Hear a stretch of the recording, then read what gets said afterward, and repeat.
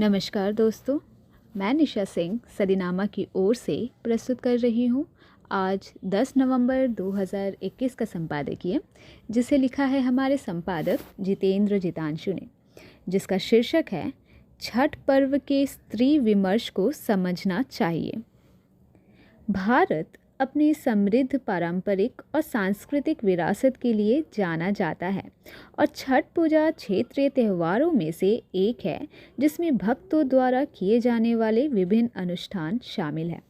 छठ पूजा एक प्रसिद्ध हिंदू त्यौहार है। ये ज़्यादातर बिहार, उत्तर प्रदेश और भारत के कई अन्य हिस्सों में मनाया जाता है। ये पश्चिम बंगाल, झारखंड और छत्तीसगढ़ और मॉरिशस जैसे देशों में भी मनाया जाता है। भक्त इस अवसर पर भगवान सूर्य के साथ साथ छठी मैया की पूजा करते हैं, क्योंकि उन्हें उनकी बहन के रूप में जाना जाता है। लोग उन दोनों से प्रार्थना करते हैं और इस अवसर को मनाते हैं। ये व्रत मुख्य रूप से महिलाएं करती है। इसी पर आधारित है आज का हमारा संपादकीय, छठ पर्व के स्त्री विमर्श को समझना चाहिए। छठ पर्व एकमात्र ऐसा पर्व है जो स्त्रियों का है। इसमें पुरोहित, ब्राह्मणों, पितृसत्ता तथा जाति भेदभाव का कोई स्थान नहीं है। यह ऐसी पूजा है जो खुद की जाती है और कोई ब्राह्मण पुजारी नहीं होता।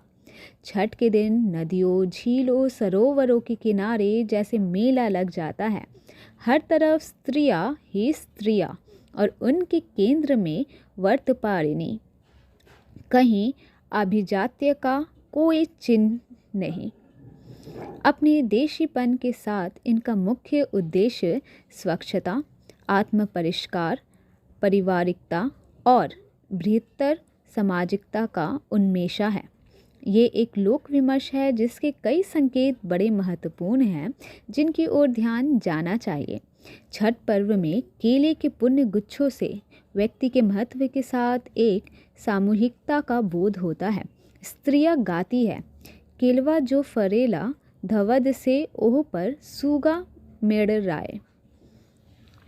गीत का अर्थ है, केले के पेड़ पर गुच्छे के पास सूगा मंडरा रहा है। सूगा भूख के कारण गुच्छे को जूठा कर देता है और धनुष से मारा जाता है।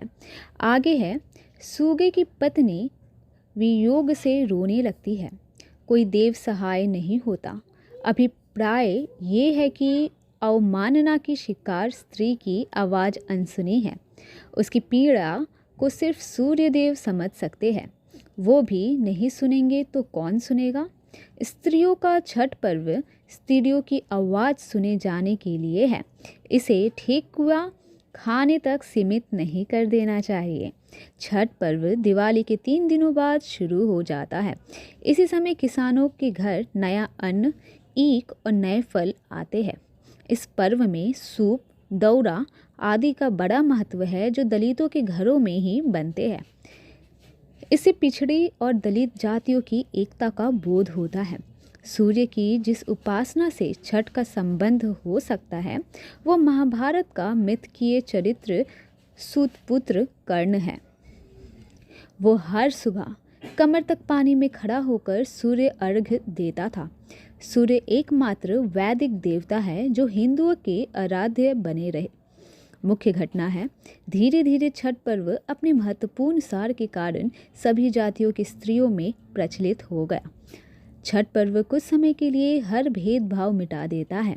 ये अनोखी बात है कि आम आदमियों में भेदभाव को तोड़ने की प्रवृत्ति तीव्र हो जाती है और वे कभी हिंसा या दंगा पसंद नहीं करती।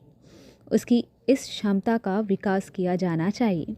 दरअसल दुनिया का कोई भेदभाव स्त्रियों से पूछकर नहीं बना। इस देश में कोई हिंसा स्त्रियों से पूछकर नहीं होती। ये सारी चीज़ें पुरुषों की कारगुजारियाँ हैं। छठ पूजा लोकोन्मुख स्त्री विमर्श का एक अच्छा उदाहरण है, जिसे अभिजात स्त्रीवाद के बरक्स देखा जा सकता है। इसमें संदेह नहीं कि स्त्रीवाद की शिक्षित मध्यवर्गीय स्त्रियों में स्वतंत्र का बोध कराने में और सामंती पितृसत्तात्मक व्यवस्था को चुनौती देने में बड़ी भूमिका है। लेकिन अब न केवल वो होमोजीनियस और एकायामी हो चुका है, बल्कि जाति, धार्मिक कट्टरता, व्यक्तिवाद और बाजारवाद के प्रश्नों पर वो प्राय मौन है। निश्चय ही स्त्रीवाद को स्त्री चेतना की अंतिम मंजिल मान लेना और नई कहानी युग के अनुभववाद में अटके रहना एक बड़ी भूल होगी।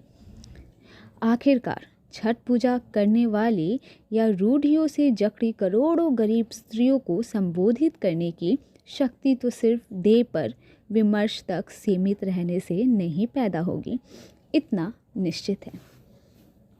तो दोस्तों, ये था आज का संपादक जितेंद्र जितांशु द्वारा लिखा संपादकीय।